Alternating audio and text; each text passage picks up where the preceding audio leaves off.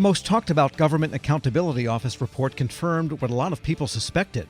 Federal offices are largely unoccupied, a continuation of the situation during the pandemic. Our next guest is the man behind the report, the GAO's acting director of physical infrastructure issues, David Marroni. Okay, David, and I think the most obvious place to start is from what GAO has been able to determine, what are some of the reasons behind these huge increases in deferred maintenance expenses, or estimates, I guess we should say? Right. So there's a number of reasons. Funding constraints is one. Agencies, when they don't have enough funds to do all their repair and maintenance needs, defer those repairs. So that's one of the reasons for the increase.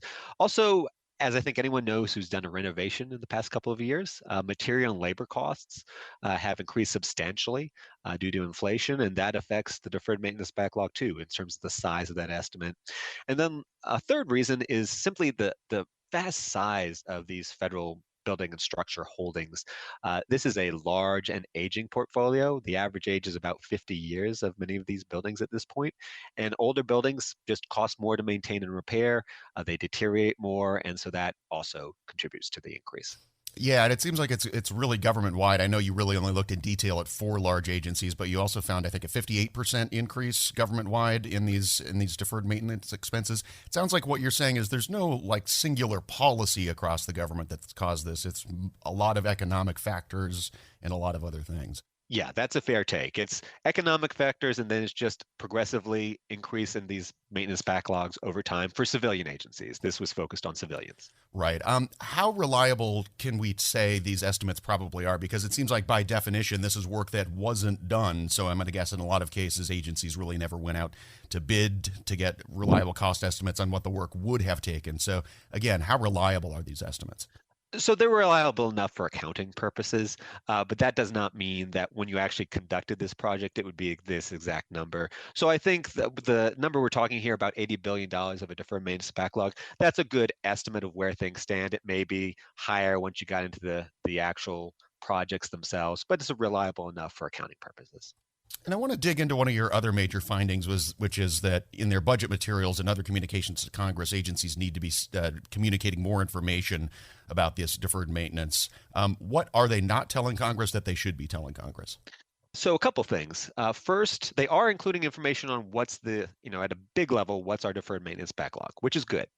But they haven't been explaining the reason for major changes from one year to the next, which is important context for Congress to understand. They also have not been including information on what is included in these numbers and what isn't. So, for instance, in some cases, you may have a building that is in the deferred maintenance backlog, but you're planning to get rid of it in the next year. And so it doesn't really make a lot of sense to invest in those repairs. But in the information being communicated to Congress, agencies aren't being clear about what exactly is in that bucket or not.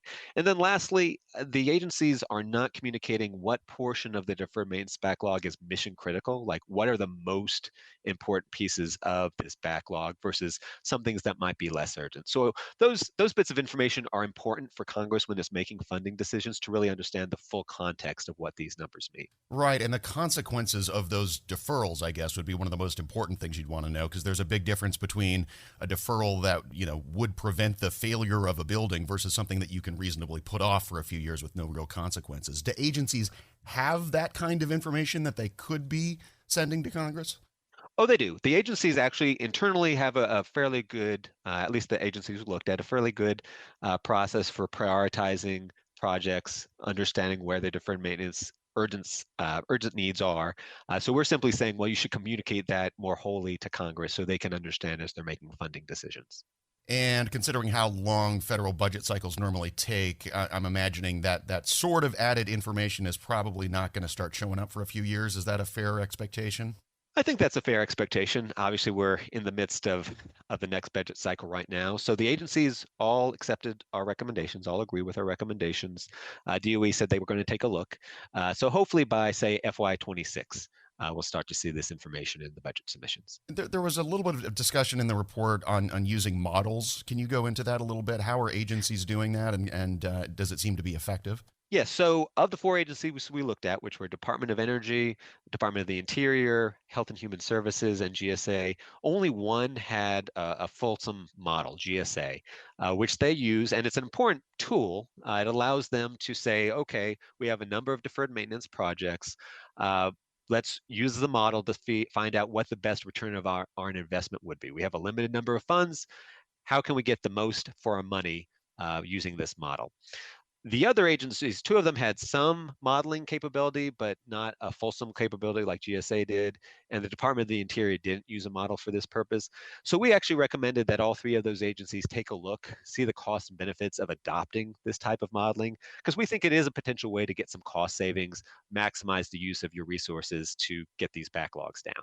It's just an important issue, both for mission reasons and for financial reasons, right? If these structures aren't holding up over time, it could affect their ability to do what the agencies need them to do.